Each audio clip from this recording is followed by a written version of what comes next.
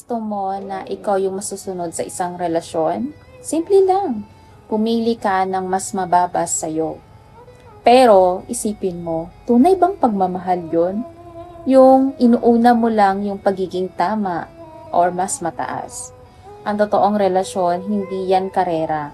Kung sino yung mas mataas, kung sino mas matalino or mas may kaya sa buhay. Ang totoong relasyon, yun yung partnership. Partnership ng dalawang taong na pantay ang halaga. Kahit magkaiba man sila ng power, ng dami ng pera or katayuan sa buhay, kung gusto mong masunod, oo naman, makakahanap ka ng taong gusto mong laging sumusunod sa'yo.